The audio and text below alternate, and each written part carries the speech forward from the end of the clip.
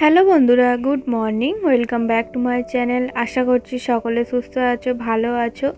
এখন বাজে সকাল 9টা। এখন থেকেই তোমাদেরকে সাথে নিয়ে ব্লগটা শুরু করছি। আশা করছি তোমাদের ব্লগটা ভালো লাগবে।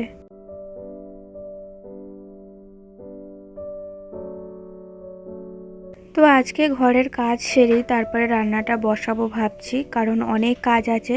কদিন তো একদম ডাস্টিং করাই হচ্ছে না, ছিলাম না বাড়িতে রবিবারে। তো তাই জন্য রবিবার তো ছিলাম না, এমনি বাকি দিন বাড়িতে ছিলাম, কিন্তু ডাস্টিংয়ের কাজটা কদিন করাই হয়নি। আর সোমবার তো আমার হাজব্যান্ডের ছুটি থাকে, তাই জন্য ঘরের কোনো রকম এক্সট্রা কাজ আমি করতে পারি না। তাই জন্য আজকে অনেক কাজ আছে, সব ডাস্টিং করতে হবে। তাই আর আজকে রান্নাটা তাড়াতাড়ি বসাচ্ছি না, ভাবলাম ঘরের এই টুকিটাকি কাজগুলো আগে করে নিই, তারপরে রান্নাটা বসাবো। তবু কিছুটা কাজ এগিয়ে যাবে, আর রান্না বসাতে গেলে তো তখন অনেকটা বেলা হয়ে যাবে রান্নার পরে, আর আমার এই কাজগুলো করতে ভালো লাগবে না। তাই জন্য আগে ডাস্টিংয়ের কাজটা শুরু করে দিয়েছি।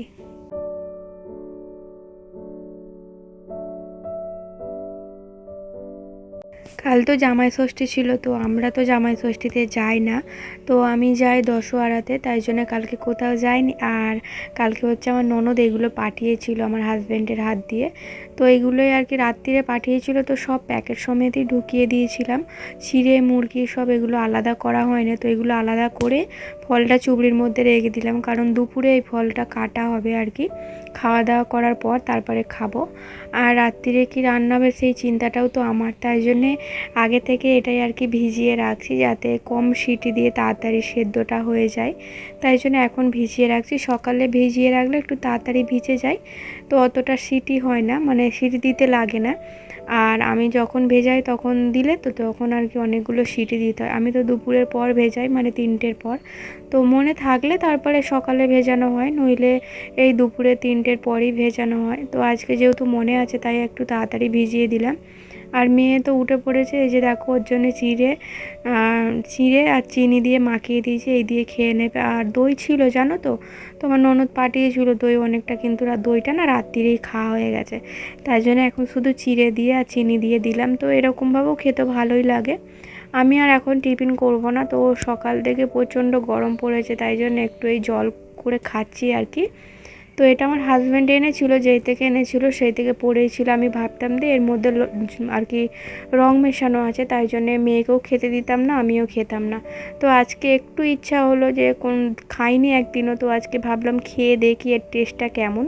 তাই আর কি মেয়ের জন্য একটু করেছি, আমার জন্য একটু করেছি, করে আর খেয়ে নিলাম। আর এই জামাগুলো হচ্ছে কাঁচা জানো তো, তো কেচে রেখেছিলাম কিন্তু গোছানো হয়নি, এক জায়গায় জড়ো হয়ে পড়েছিল, তাই জন্য এরকম জামাগুলো আর কি গুটিয়ে গেছে, মানে ভাঁজ হয়ে গেছে।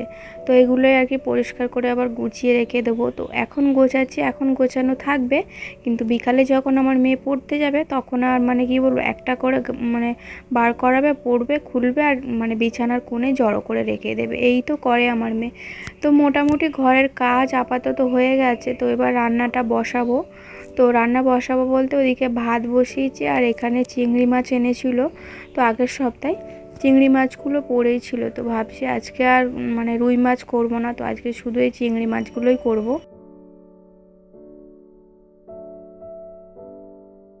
চিংড়ি মাছগুলো অনেকগুলো তো, আর বড় বড়, তো মনে হচ্ছিলো যে দুবারে দিলে ভালো হতো, কিন্তু আমি একবারে দিয়ে দিয়েছিলাম। তো তাও ওই একটা একটা করে উল্টে পাল্টে আর কি ভেজেছি, নইলে কি হতো বলো তো, অনেক বড় বড় মাছ তো একবারে সব দিয়ে দিয়েছি, অসুবিধাও হচ্ছিলো আমার ভাজতে।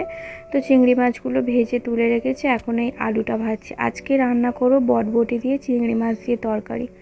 তো ওদিকে রান্না বসিয়ে দিয়ে এদিকে কলে জল চলে এসেছিলো, তো রান্নার জলটা তুলেই নিলাম। তো আমি তো টাইম কলের জলে রান্না করি, তাই জন্য জলটা তুলে নিলাম। তো এইভাবে বুদ্ধি খাটিয়ে কাজ করতে হয় জানো তো, যখন বেলা হয় আর কি ঘরের কাজ করতে, তখন এইভাবে বুদ্ধি খাটিয়ে কাজগুলো করতে হয়। রান্না বসিয়ে দিয়ে দেখবে, ভাত বসিয়ে দিয়ে কিংবা তরকারি মশলা কষে আলু সেদ্ধ হতে দিয়ে অনেক কাজ হয়ে যায় জানো তো। আমি কিন্তু ঘরের কাজগুলো এইভাবেই গুছিয়ে করি, ভাত বসিয়ে দিয়ে তারপরে তরকারি বসিয়ে দিয়ে। তো গাছগুলো একটু জল দিয়ে নিচ্ছি, আর এই মানি প্ল্যান্ট গাছটা না একটু শুকনো মতো হয়ে গেছে, জানি না গাছটা হবে কি না, তো টেনশানও হচ্ছে গাছটা নিয়ে যে গাছটা হবে কি জানি। এত যত্ন করে ভালো করে বসালাম গাছটা। আর এদিকের গাছগুলো যেগুলো বসিয়েছিলাম তো ওইগুলো বেশ ভালো আছে। তোমাদের তো বলাই হয়নি, এই গাছগুলো না মায়ের বাড়ি যেদিন গিয়েছিলাম অনেক গাছ এনেছিলাম। মানি প্ল্যান্ট গাছ, তারপরে এই যে সাদা সাদা পাতা কচু গাছের মতো দেখতে, এই গাছটা কী নাম আমি ঠিক জানি না। তো এই গাছ মানি প্ল্যান্ট গাছ অনেক এনেছিলাম। তো পাশের বাড়ির একজনকে দিয়েছি কিছুটা, আর আমি কিছুটা এই যে আর কি রঙের ডিপে ছিল তার মধ্যে ডিজাইন করে আর এর মধ্যে সব বসিয়েছি কটা গাছ। তো সব গাছগুলোই মোটামুটি ভালোভাবে আছে আর কি। আর শুধু ওই একটা গাছই, এই যে এই গাছটাই একটু ঝিমিয়ে মতো গেছে, জানি না গাছটা হবে কি না। তো যাক, তাও যত্ন করছি। এদিকে আমার রান্নাও হয়ে গেছে দেখো। তো আজকে তো বললাম বটবটি আলুর তরকারি, ডাল করছি আর ভাত, আর কিচ্ছু রান্না করব না। আর বিছানাটা কেন ফাঁকা বলো তো? যখন আমাদের খুব গরম পড়ে না, তখন আমরা ওই ঘরটায় শুই। তো ওই ঘরটা একটু ঠান্ডা আছে, মেঝেটা ফাঁকা, তো ওই ঘরে শোয়া হয়। আর যখন ঠান্ডা ঠান্ডা ভাব থাকে তখন এই ঘরে শোয়া হয়, তাই জন্যে মেঝে আর কি বিছানাটা ফাঁকা আছে। আর মেয়ে তো অনেক বেলা পর্যন্ত ঘুমোয়, তাই জন্য আমারও একটু সমস্যা হয় ঘর গোছাতে। তো ওদিকে কটা নতুন জামা প্যান্ট ছিল সেগুলো আলমারি তুলে দিলাম, আর বইয়ের এই র্যাকটাও একটু ভালো করে গুছিয়ে নিলাম। গুছিয়ে নিই, আর এখন এই চায়ের বাসনটা না ধুয়ে রেখেছিলাম সকালে ধুয়ে রেখেছিলাম, উপর করা হয় না জল ঝরানোর জন্য। তো এই বাসনগুলো জল ঝরে গেছে, তো এগুলো যেখানের জিনিস সেখানে গুছিয়ে রাখছি। আর হচ্ছে চায়ের বাসনগুলো তো গামলির মধ্যে গুছিয়ে রাখলাম, জল ঝরে গেলে আবার এখানে রেখে দেবো।